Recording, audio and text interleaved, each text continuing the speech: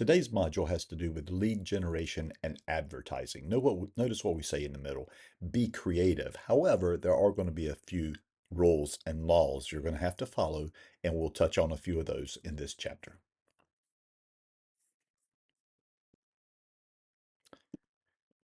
As with every chapter, we start off by giving you your objectives. First of all, we're going to list and describe the laws related to unsolicited calls, faxes, and emails. Notice, of course, that this is a level one, so you're not staying up late at night studying this, but you do need to be familiar with a couple of things, and we'll try to highlight those for you. We're going to explain how violation of the Realtor Code of Ethics, Article 16, could result in tortious interference with a contract. Now, even though this is tested at a level 2, keep in mind, this is not a test about the Code of Ethics. So what we're really going to do is talk about why it could be a penalty by the Real Estate Commission as well. You may have already figured this out, but once you get into real estate, it's a great business to be in. It's an entrepreneurial business. The problem with it is you got to figure out where you're going to find your clients and your customers. So a good portion of what you're going to do is you're going to put yourself into some type of media. We live in the 21st century, so obviously that's going to include not only social media, but also you may have events planned. You may do some paper advertising. Not in the newspapers as much anymore, but having said that, there are sources that tend to be good depending on where you live. But this chapter is all about how do you find those clients and customers and stay within the rules. Okay, the first of our specific rules here, and you don't have to go too far to make sure that you understand this. Do not call people that are on the do not call registry. There is, in fact, a registry, and once you get in the field, you will have sources for checking this out. And what you'll do is you'll check the registry about once a month, and you're going to make sure that as it has been updated, that you do not cold call uh, persons that are on the do not call list, persons or business for that particular matter. Now, in regards to the do not call registry, like I say, we do have resources for this, so this is simple enough for you to look up. And the law is pretty strict about this. As a matter of fact, if you look at the second bullet point, it talks about what some of the penalties can be. Up to $43,000 per call federal, and then $5,000 per call through the state. While I would encourage you to be careful and be very um, follow the do not call list very closely, there are some exceptions. So let's talk about what those exceptions are. Now, here's the way we started this out. We started this out by saying do not call people that are on the do not call registry. So what is an exception? Well, one exception would be an invitation. So in other words, if someone has given you permission to call, clearly you can call. Now, I would want that invitation in some type of writing so that I would be able to prove it if they later claim that you were making an unsolicited call. To give you an example of this, real estate agents often on their website, they may have promotions going on. For example, they may say, call for our first time home buyer package or email us for your first time home buyer package. And then when you do that, they will ask for your phone number and maybe even have a checkbox that says that they can call to talk to you about this. Well, if they have invited you to call them, then obviously you can do that. And doing it that way, you would actually have it in writing. So if anyone ever checked, you would be able to support that. Let's talk about this prior business relationship. Now, in the example I just gave you, it would be what I would describe as you have provided a client or potential client information about your services. Notice the example I used was about a first time home buyer's pamphlet or something to that effect. You actually haven't provided any service to that person yet, but what you did do is you provided them with information about your services.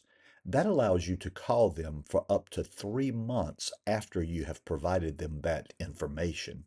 And you said, okay, well, that's fine, 3 months, but why does this say 18 months? Well, the fact of the matter is, let's say that you do a transaction with that person. Once you've done a transaction with that person, you've established what is known as a prior business relationship. And what do you think would be a prior business relationship in real estate? Well, it's typically working with a buyer or a seller in an agency agreement and a transaction. You can now call them for up to 18 months after you've provided them an actual service. Okay, so that's the exception that you have there. Now, keep in mind both the 3 month exception and the 18-month exception. If they were to ask you to stop calling during that period of time, you would have to immediately put them on your do not call list and cease calling them at that time.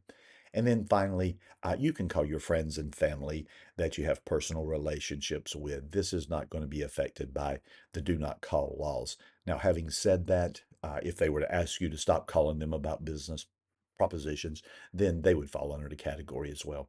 So, what's my point? The do not call list, let's just take it very simply. Okay, they're big fines for this. Don't call persons that are on the do not call list, and do not call businesses either for unsolicited cold calls. Okay, if they fall into one of the exception categories, make sure that you have it well documented so that if there is a complaint, you can field that complaint. A couple of other laws that come up. Recently, these have come off the syllabus for this class, but having said that, it might be worth keeping them in your vision because we're going to make it very, very short and easy. Nobody faxes anymore. Let's assume that that technology is kind of antiquated at this point, but it used to be very common for people to send out what we would call junk faxes. They're just bulk faxes that were sent to offices to let you know about a new home or an open house or something to that effect. The laws still exist. It's just not a common practice in real estate anymore to do that. And then the CAN-SPAM Act had to do with unsolicited emails, which is still a big deal. There are two things that I would remember about both of these.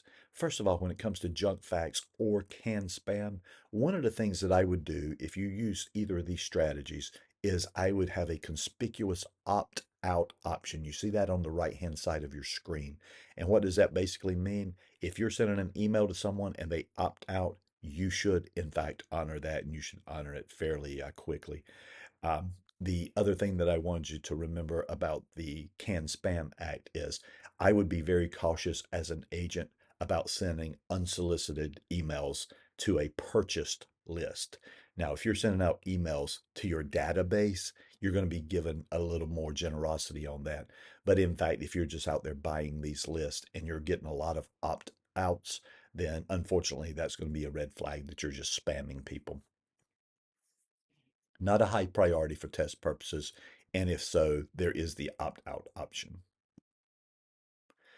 Technically, there's still no restrictions for the U.S. mail. You may have noticed this. You probably get a lot of mailers if you own your home from real estate companies. Anybody wanting to buy your house, anybody wanting to sell your house, people letting you know what market conditions are like in a particular area, and that's fine. The problem with mailing, of course, is from a cost standpoint, it does get kind of costly to do what we call a farming a neighborhood, so mailing into these large neighborhoods on a regular basis.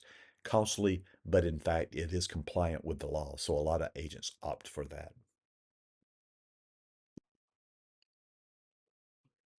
Now, on this particular slide, you do want to take into consideration that there are laws affecting solicitation of clients. One of the things that comes up in the Code of Ethics, and as I mentioned a little bit earlier, this is not a Code of Ethics class, so I'm not particularly worried about it from that standpoint, but it helps us to understand because what the Code of Ethics actually says is you do not interfere with the exclusive relationship of other agents. Now, because you're in a real estate class, you may understand what an exclusive agency relationship is. Buyer agency agreements tend to be on the exclusive side. Listing agreements are almost always exclusive right to sell listing agreements. That's a large portion of the agency agreements we have. So, what the Code of Ethics says in Article 16 is don't call the exclusive clients of other agents. We have kind of a hands off approach. Now, I told you at the outset that I would try to relate this to the Real Estate Commission as well or to general law. And the fact of the matter is, you should never get involved in what I would call contract tampering, interfering in the contract with interfering with the contract of other parties. You do want to avoid that. It has a specific name. If you ever see the words tortious interference, TORTIOUS, interference of contract. When you look at the word tortious, it comes from the word tort, which is a civil wrong. and it basically says that you might have legal liability if you were to interfere in the contracts of others. So just be cautious about that.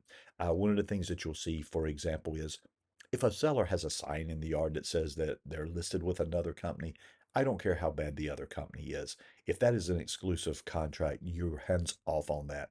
If an if a seller calls you up and says, "Hey, I don't like my agent, can you come list my property?"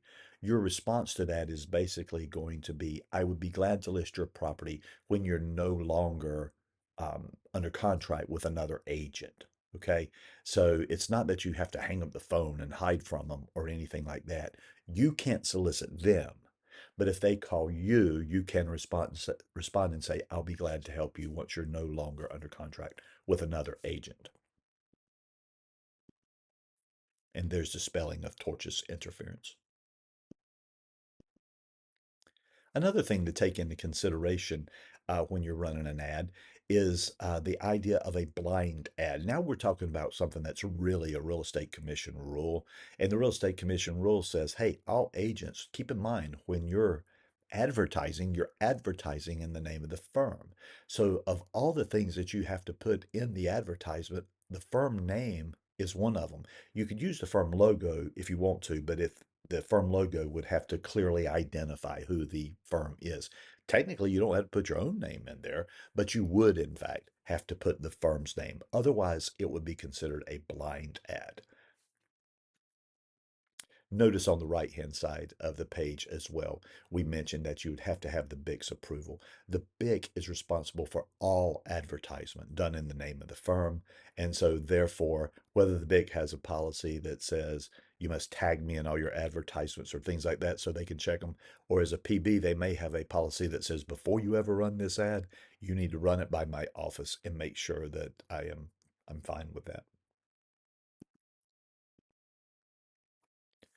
Now, we went through this fairly quickly, and we're actually already at the end of this little module. But having said that, keep in mind we talked about do not call, we talked about do not send junk faxes or unsolicited emails. And so, what the test questions are probably going to do, keep in mind it's only going to be a level one to low level two for testing purposes. So, what they'll do is they might try to mix up laws. For example, in regards to the do not call laws, it has nothing to do with you sending an email to them and vice versa. Emails do not impact the do not call laws. They both may be problematic in their own right, but in fact, they have nothing to do with each other. The Can Spam Act has nothing to do with the 18-month exception of an established business relationship. So basically, what I'm saying is go back and just get the bullet points on these and then make sure that if you see them in a test question, you don't accidentally mix those up. After that, that's pretty much the conclusion of this little section on lead gen and advertising. It is something that all real estate agents do. Make sure you're compliant, make sure that your BIC approves your ads, and of course, follow these. I will tell you, as just a uh, foreshadowing into the future, one of the things you want to also take into consideration in your advertising, do not violate fair housing laws. We have a whole section on fair housing laws, so we'll address that at that time. And also be careful for things like truth in lending, what we call trigger terms when you're running an ad. And we will talk about that in the finance chapter.